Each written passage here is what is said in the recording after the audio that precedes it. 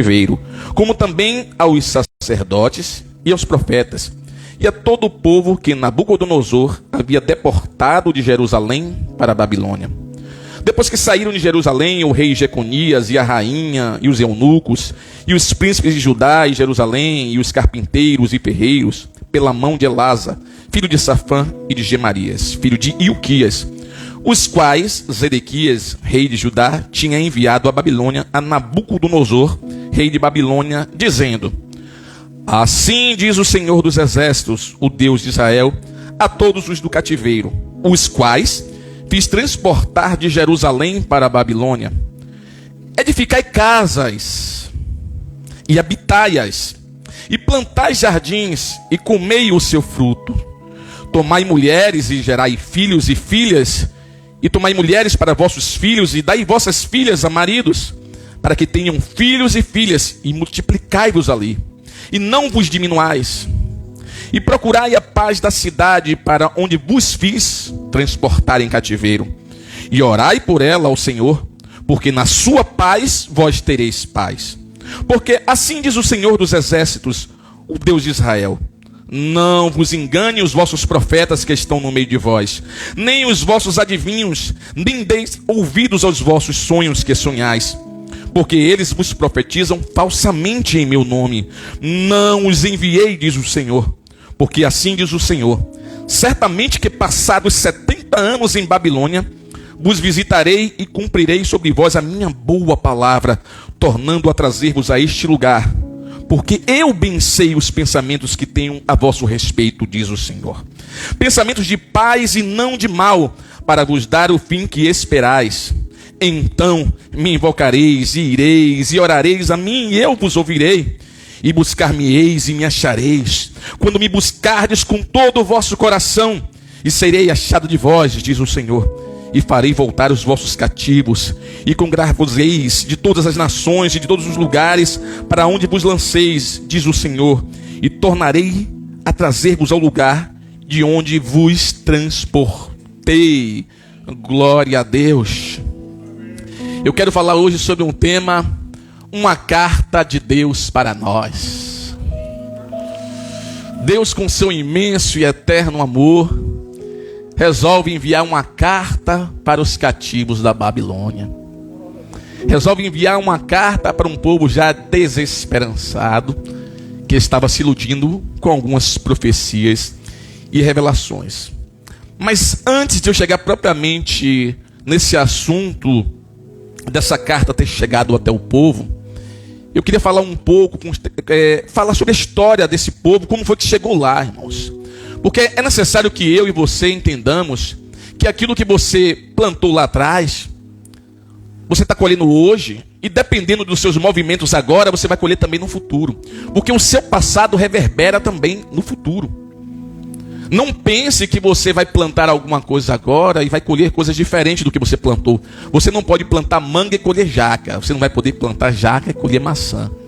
O que você escolher, o que você faz, o que você fizer, a partir de hoje, vai trazer consequências que podem ser boas ou não.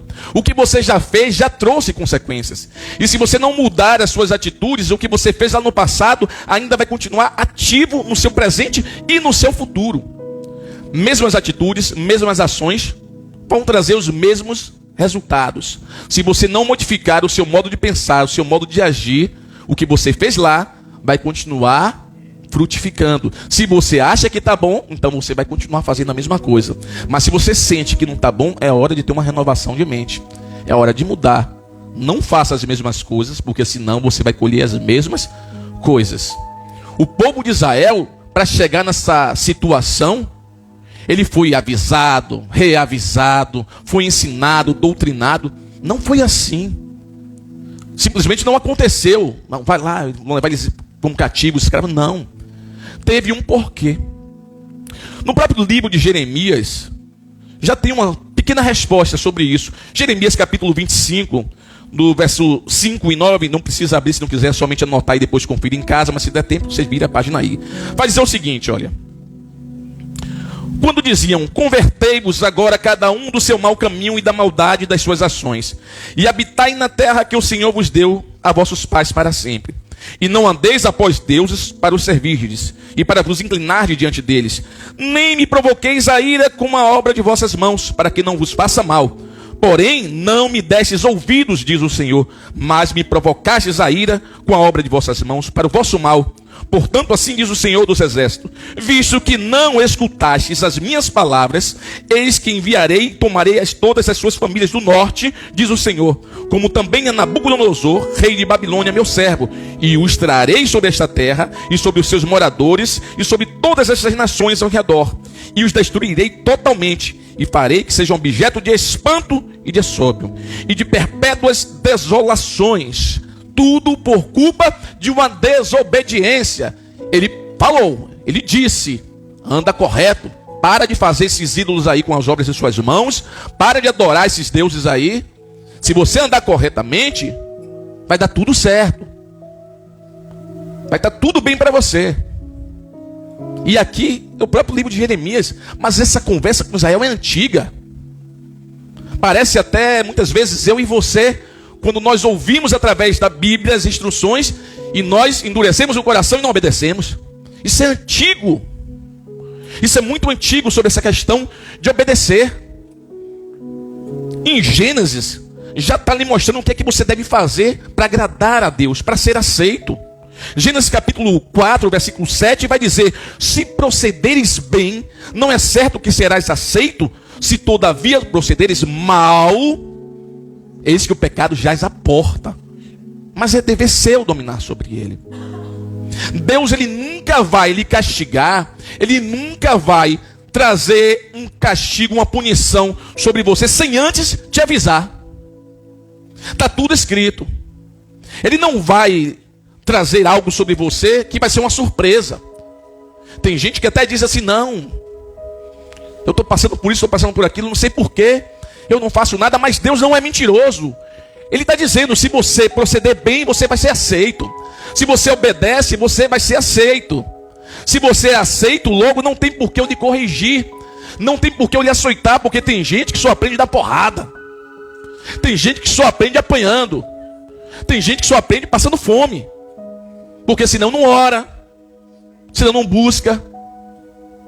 O objetivo de Deus, quando açoita a quem ama, quando Deus castiga, é educativo e nunca para lhe fazer o mal. Por isso ele diz: bem eu sei os pensamentos que eu tenho acerca de vós.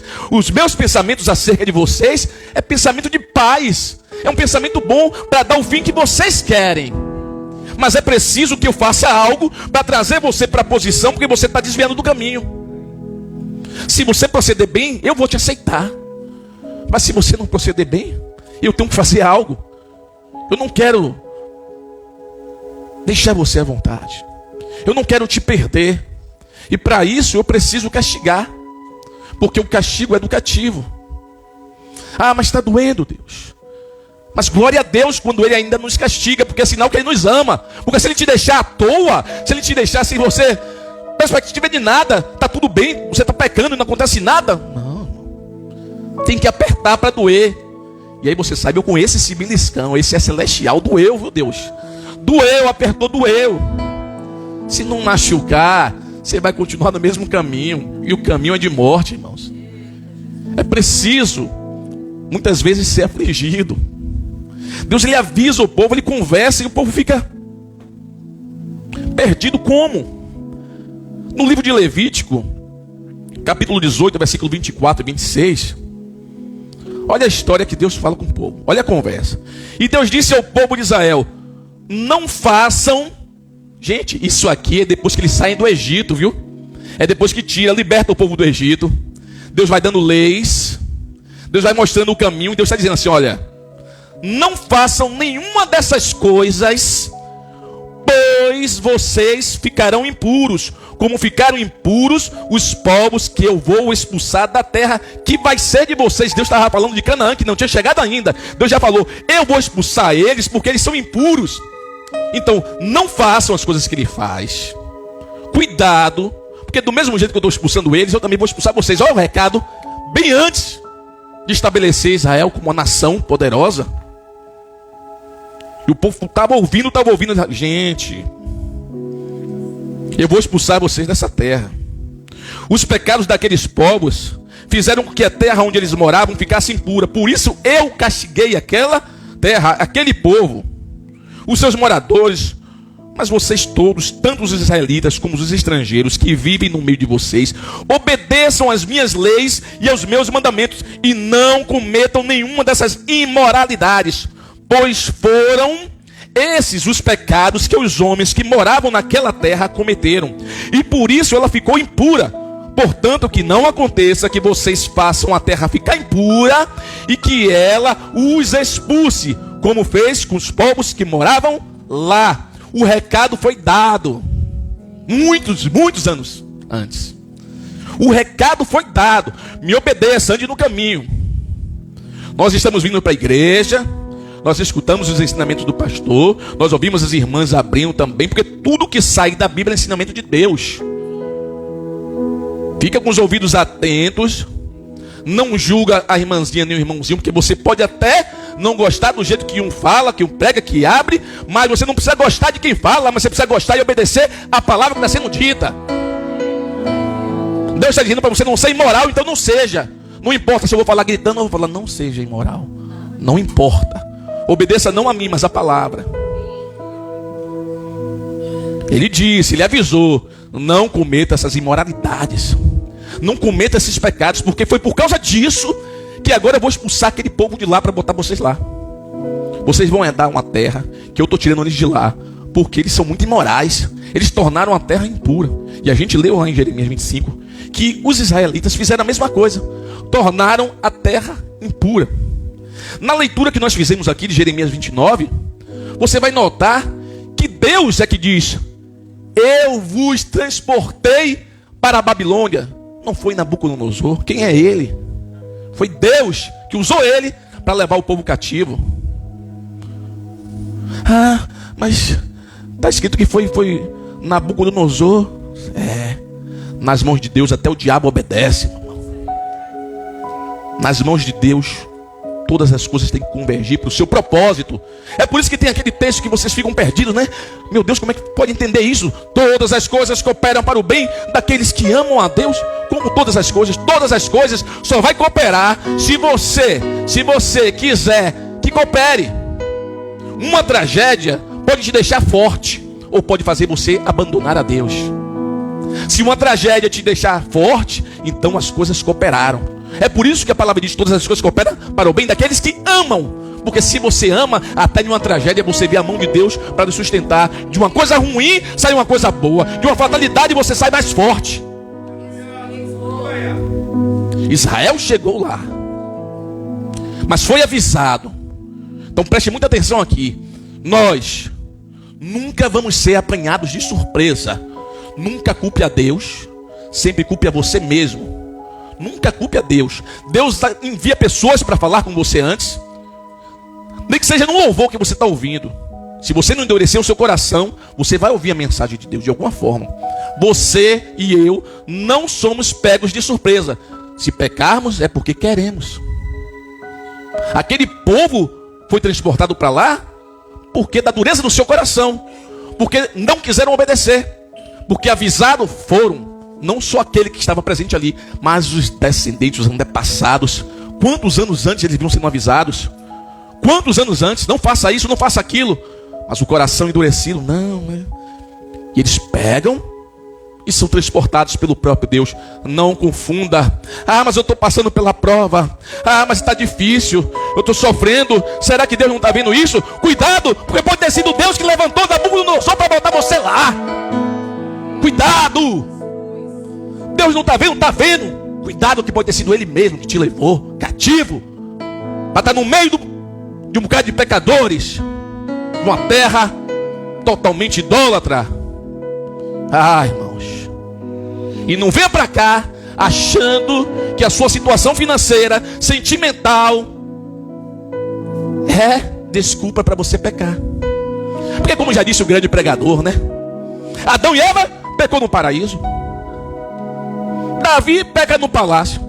Agora vai lá Daniel e os meninos são fiéis no meio da escravidão, no meio da idolatria. Não é o local que vai fazer você pecar ou não.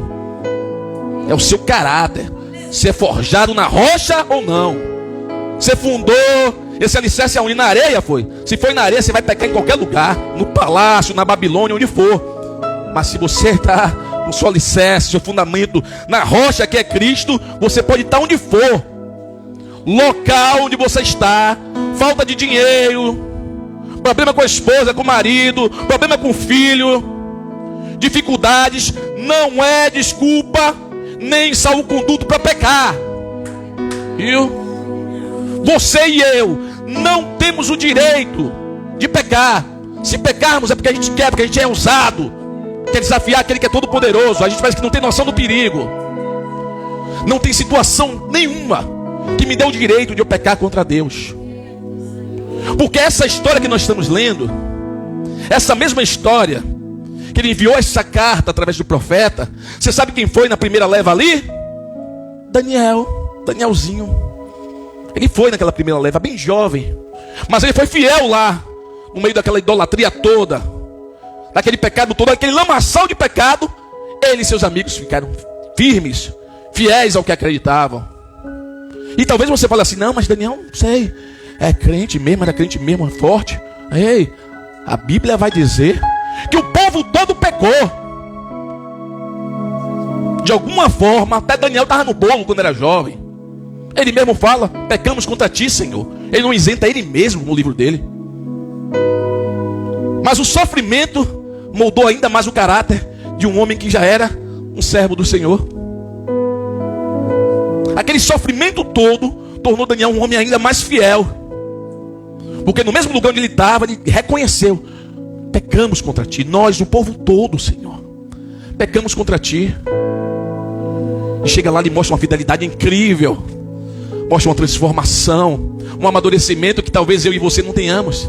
Porque quando a gente está com um problema em casa, o primeiro a ser abandonado é Deus. Ah, não vou para a igreja não, estou muito cansado. Não, me estressei que eu briguei com o marido, eu briguei com a esposa. Ah, me estressou demais, eu não sei. Primeiro que é abandonado é Deus.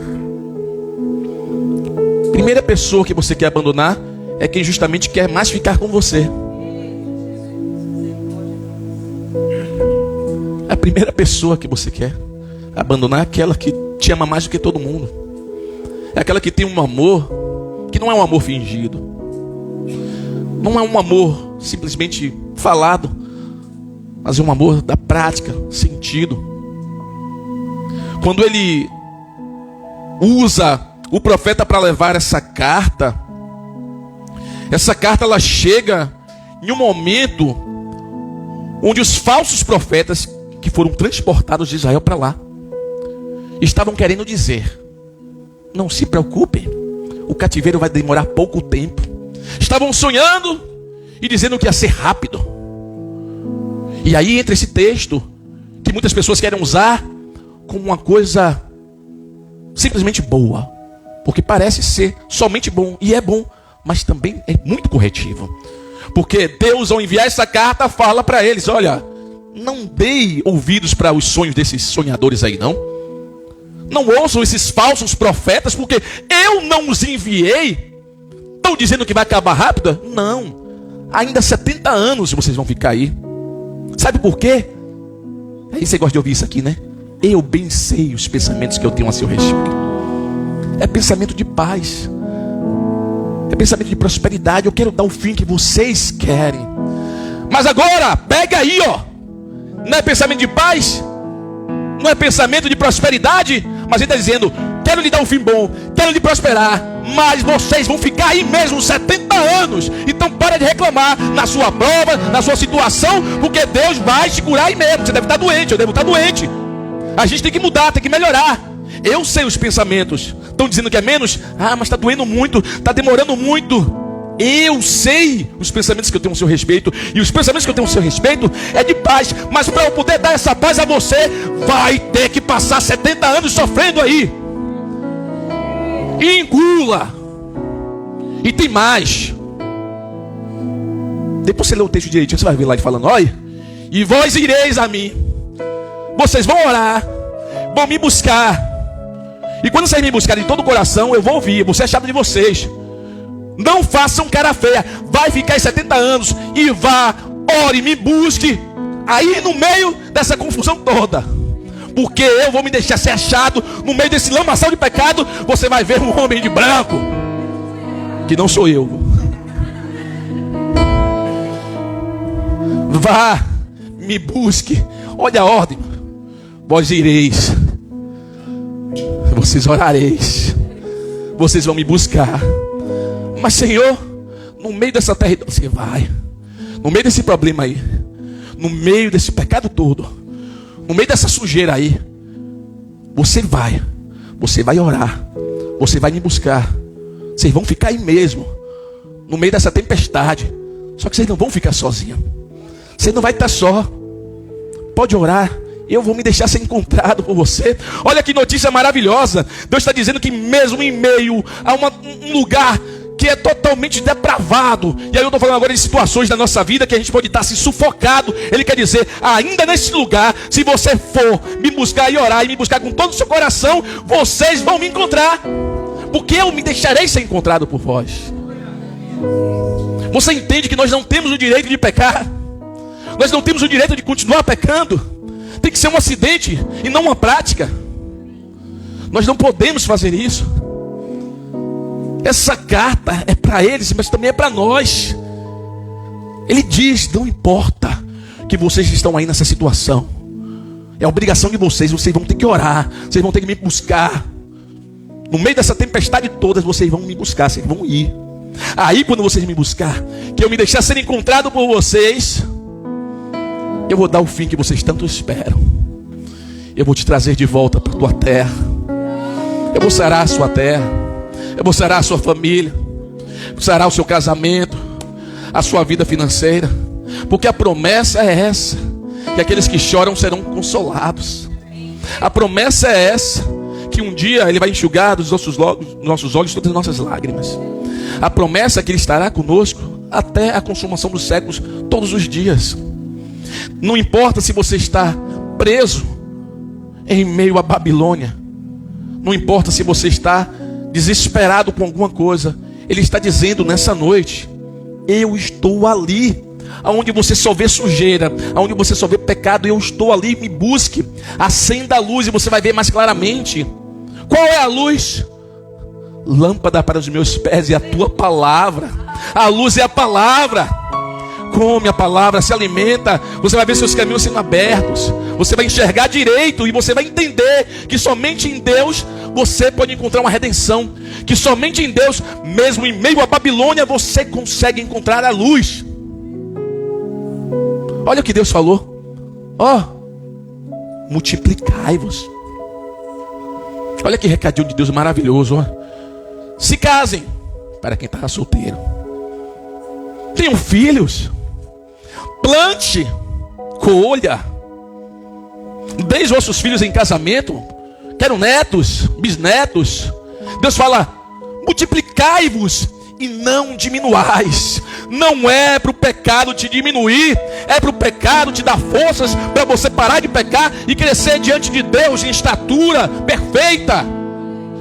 Mateus capítulo 5, versículo 16 vai dizer, assim resplandeça a vossa luz diante dos homens, para que eles vejam as vossas boas obras e glorifiquem a Deus que está nos céus. Na Babilônia, no palácio, no paraíso, as boas obras têm que ser vistas, destacadas, para que Deus do céu seja glorificado. É para isso. Nós fomos chamados para isso. A luz das suas boas obras. Não confunda com aquela parte que não é para dar esmola, não. Está falando aqui de moral, de bom testemunho, de transformação, de as pessoas olharem para você e ver realmente que você foi transformado, e as pessoas gerarem sede e fome de saber quem foi, aonde é que ela pegou esse fruto, de onde veio essa árvore que teve uma transformação tão grande assim. Ele diz, olha, orai pela paz da cidade, porque na paz da cidade vós também tereis paz. Jeremias 29 tem tantos ensinamentos preciosos, irmãos. Sabe, você mora em uma cidade que tem crescido a violência cada vez mais, E o texto já antigo já lhe diz: ora pela paz da cidade, porque a cidade tendo paz, não importa quem são os moradores, você tem que orar independente de qualquer coisa, pela paz da cidade, para que a cidade tendo paz, você também tenha paz.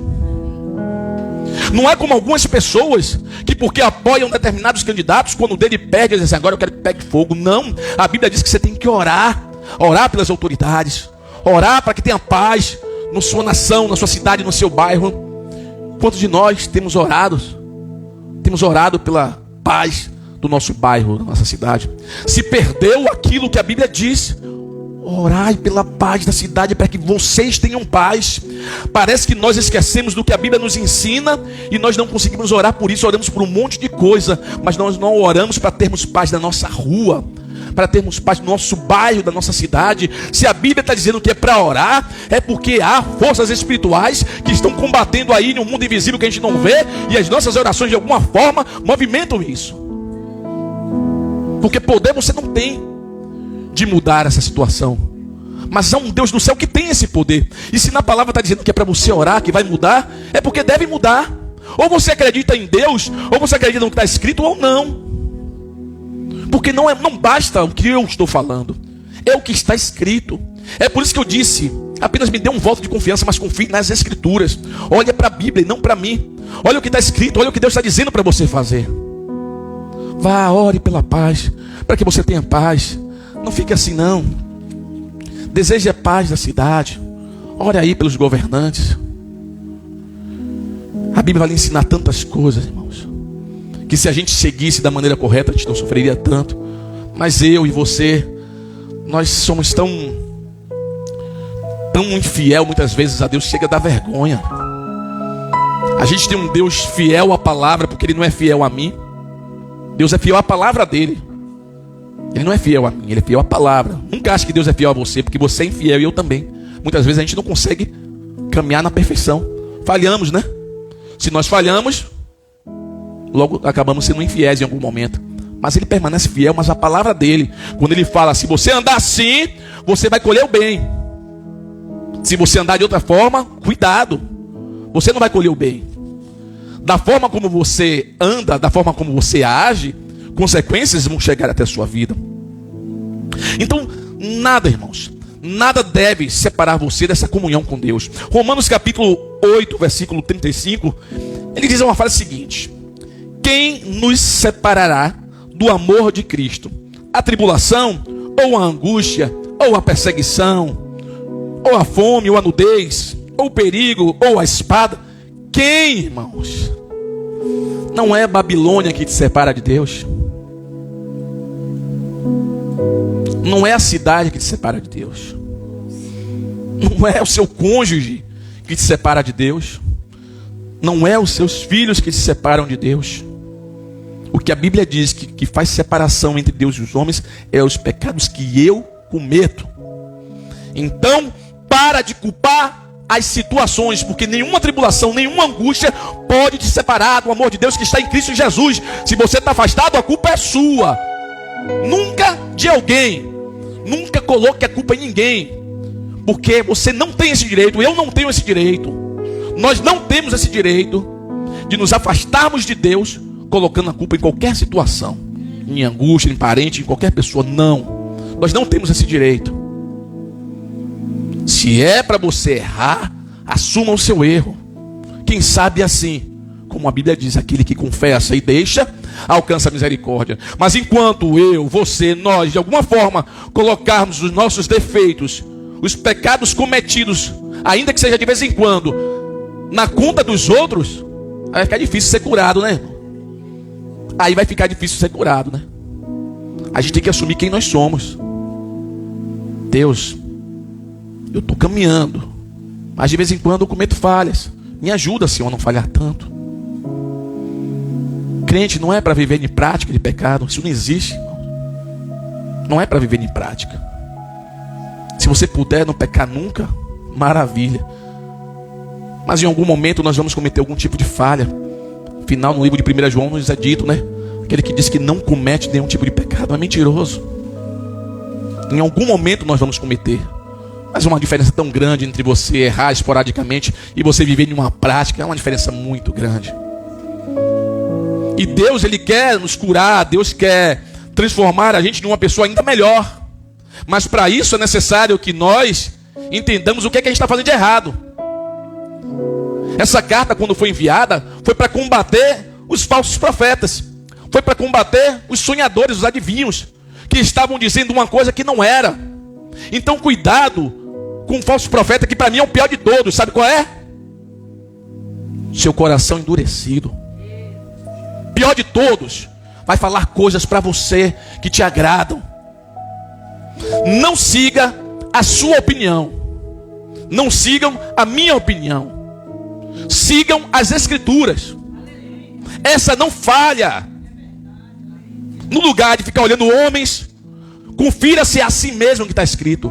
Olha lá, estuda, medita. Essa não tem falha. Essa não tem falha. De uma forma figurada, como eu falei, esse falso profeta não precisa ser necessariamente uma pessoa. Pode ser a sua voz falando no oculto com você, lhe enchendo de razão, lhe dando razão e dizendo: não, é isso mesmo. A sua opinião não importa, a minha opinião não importa. O que importa não é o que você acha ou o que eu acho. O que importa é o que Deus diz. Não é os nossos pensamentos, porque Ele disse: eu bem sei os pensamentos que eu tenho acerca de vós. Ele sabe o que é melhor para mim e para você. Ele sabe o que você necessita. Agora, talvez nem eu nem você saibamos direito o que é que a gente necessita, porque muitas vezes ficamos perdidos, achando uma coisa ali, achando outra coisa aqui.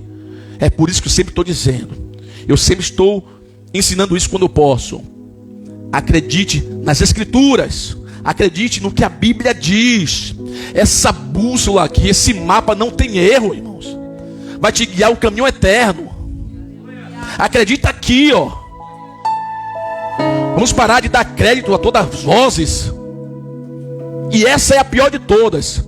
As vozes individuais, que nem sequer meditam na Bíblia, nem vai estudar e fica dizendo: eu acho isso, eu acho aquilo, eu acho isso. Você acha? Se continuar achando, você vai para o lago de fogo, viu? Vai para o inferno. Continue achando. Quem tem que achar não é você, quem tem que dizer é Deus. Vamos parar de achar. Eu acho isso, eu acho aquilo. Tá nessa, viu? Daqui a pouco tá achando aí, como eu estou vendo vários crentes, achando que viver em fornicação é normal. Olha o mundo como está aí, desse jeito. Não, porque a Bíblia não... Pelo amor de Deus, rapaz. Quer dizer que um casal de namorados tendo relação sexual é fornicação, mas um casal que mora na mesma casa, não é. Porque não mora na casa, é. Aí que mora na casa, não é. Quem define o que é a Bíblia, não é você? Não. Se a gente quiser aceitar as nossas próprias opiniões, vai virar anarquia. Você pensa uma coisa, eu penso outra. Quem tem que decidir é a Bíblia. Somente as Escrituras. Só a Escritura, meu irmão. É só a palavra que importa. Vamos parar de achar, viu? Esse negócio de achismo, não. Vai nas Escrituras, vê se é assim mesmo. Olha se está escrito assim. Olha se o pregador, olha se quem está falando. É isso mesmo, está escrito dessa forma? É isso mesmo, pão é pão, é? Queijo é queijo? É, então pronto. Vamos analisar, vamos estudar. A gente fica brincando com as coisas. Irmãos, isso aqui se trata de vida eterna. Você vai ter uma vida eterna. Isso é fato. Agora, aonde é que vai ser sua vida eterna? Que é? A conversa é diferente. Você vai ter a vida eterna com Deus ou com o diabo e seus anjos caídos lá? A vida eterna você vai ter. Isso aí é fato. Nem que seja para tormento eterno ou para uma alegria eterna. Mas você que escolhe, Deus deixou você escolher. Você vai ter que escolher. Mas para isso, nós temos que parar de nos vitimizar, de achar que as circunstâncias nos dão o direito de pecar, nos achar que porque o casamento vai mal, eu posso ficar sem orar, eu posso ficar sem congregar, eu posso ficar sem fazer o bem. Sabe o que está escrito também, irmãos? Aquele que sabe fazer o bem, pode e não faz, comete pecado. Até você não fazer, você está pecando também, viu? Você que possa fazer o bem, não faça não, que você vai ver. Tem temos que parar de nos vitimizar. Qualquer coisinha quer abandonar, fica fraco. Rapaz, lembre-se de quem foi vocês, de quem fomos nós, há uns anos atrás. Hoje eu estou, não vou nem dizer minha idade, que eu estou muito jovem ainda, mas já passei dos 40, né? Mas eu lembro que, todo dia, eu consigo me lembrar de quando eu tinha pelo menos 15, 16 anos. O tempo passou. Se Jesus não rasgar os céus e não voltar com você em vida, você vai ter que dar de cara com ele na sua morte. A gente cada vez está caminhando para o envelhecimento, e no envelhecimento traz a morte. Você vai ter um encontro com Jesus, ou um arrebatamento, ou depois que morre. Mas o que você vai ter que entender é que se você vai dar de cara com Cristo, você vai ser julgado. Não tem para onde correr. Então a gente não pode ficar brincando. Nós não podemos ficar achando que isso é coisa pouca. Deus, ele diz assim: olha, multiplicai-vos, prospere aí. Eu não quero nem saber onde é que você está. Seja a luz aí onde você está mesmo. Deus falou: pode plantar, pode colher, pode casar. Eu não quero que você diminua mais, não. Vocês vão passar 70 anos aí, mas esses 70 anos eu vou estar aí com vocês, no meio desse lamaçal todo de pecado. Eu vou estar aí, e eu vou ser o ponto de luz, o ponto de equilíbrio. Ponto de equilíbrio de crente é joelho no chão, é oração, é consagração, é leitura da Bíblia, é estudo, é meditação, é evangelismo, é isso. Ponto de equilíbrio da Bíblia, Deus, a palavra. Não importa onde você esteja, se você estiver na posição, Deus está lá com você no meio do maior lamaçal do pecado. Você vai ser um pontinho de luz brilhando. Ele disse: não se pode esconder uma cidade edificada sobre um monte. Qualquer pessoa que passe embaixo no retiro pode até não saber o nome do bairro aqui, mas vai olhar para cima e vai ver que tem casas aqui em cima. É assim, as suas obras, o seu proceder tem que ser destacado. As pessoas têm que ver a transformação que Cristo fez na sua vida. Não é para esconder, porque essas obras testificam que de alguma forma você o ama. Porque dizer que ama a Deus e não fazer nada, isso não é amor. Isso pode ser até no máximo um gostar. Quem ama pratica as boas obras. Quem ama não fica de braço cruzado. Quem ama não se isola porque está sofrendo. Quem ama verdadeiramente a Cristo, mesmo desempregado, mesmo passando necessidade, ele consegue evangelizar, ele consegue se manter fiel. Estou falando de boca para fora, não vou contar detalhes aqui, não. O que eu falei aqui eu vivi. Minha mulher está de prova. Passei uma dificuldade terrível. Todos os dias ela estava comigo já, ciclo de oração de brotas, a gente ia de manhã, lembra? Direto ali, desempregado, passando uma dificuldade retada. E eu glorificava a Deus. Não estava trabalhando, ia para essa igreja, não ia para tudo. Às vezes sem ter o que comer direito. Mas isso não foi motivo para eu abandonar aquele que me tirou do abismo do pecado. Só ele conseguiu isso. Como eu posso negligenciar tamanho amor? Não teve fome, não teve dificuldade financeira, não teve nada que me afastou do amor de Deus que está em Cristo Jesus.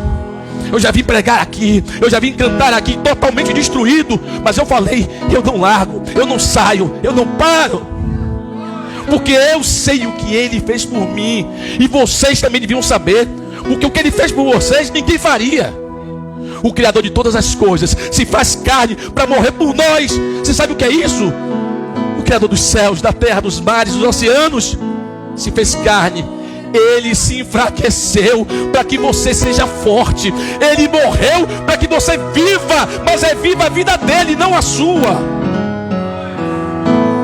Nós precisamos tomar conhecimento dessas coisas, irmãos.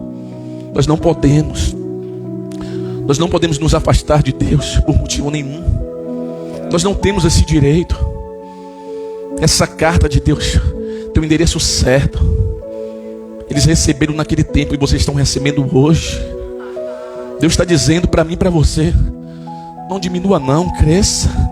Cresça na fé, se multiplique. Eles eram para ter filhos, você é para ter sonhos. Você é para gerar projetos. Você é para gerar vida. Você ganha uma vida para dar outra vida. Evangeliza, fala do amor de Cristo. Ah, mas eu não sei falar. Então mostre o seu testemunho, porque a Bíblia diz que você é uma carta aberta e lida por todos os homens. Quando você passa na rua, quando você vai andando e as pessoas olham o seu testemunho, ela diz: ali vai uma mulher de Deus, ali vai alguém que tomou um banho de sangue, ali vai alguém que foi lavada e remida pelo sangue do Cordeiro, ali vai alguém que verdadeiramente entendeu o Evangelho, ali vai alguém que renunciou a sua carne para amar aquele que não precisava fazer nada por você, mas ainda assim ele fez tudo por nós. que nós temos que retribuir, irmãos. Nós precisamos retribuir. Não sejamos ingratos com Deus, não. Que essa carta que foi enviada para os cativos, ela nos traga uma liberdade hoje. Que essa carta, ela fique no nosso coração, trazendo uma mensagem de esperança, uma certeza que o próprio Deus às vezes nos transporta para um lugar de sofrimento, não porque Ele quer o seu mal, mas porque Ele quer o seu bem. E às vezes o seu bem vai depender de uma trajetória de sofrimento, irmãos. Às vezes o nosso bem só vai chegar depois que nós passarmos por algumas coisas. Por que isso? Não é porque Ele quer, é porque eu e você plantamos lá atrás, estamos colhendo agora e não estamos mudando a nossa atitude, e vai continuar colhendo as mesmas coisas. Muda a sua mente, renova a sua mente em Cristo. Não faça as mesmas coisas, mesmas atitudes vão gerar os mesmos resultados. Não continua fazendo a mesma coisa. Se está ruim, então muda. Pega o mapa, pega a bússola da fé, que é as Escrituras, começa a meditar, começa a ler, porque Ele vai te mostrar o caminho de você ser uma mãe melhor, o caminho de você ser uma esposa melhor, o caminho de você ser um marido melhor, o caminho de você ser uma pessoa melhor. Somente as Escrituras podem transformar a mim e você, e a mim só me resta agradecer a Deus. Obrigado pela sua carta, Senhor, em nome de Jesus. Que Deus abençoe a todos. Glória a Deus. Vamos estar orando para despedir a todos.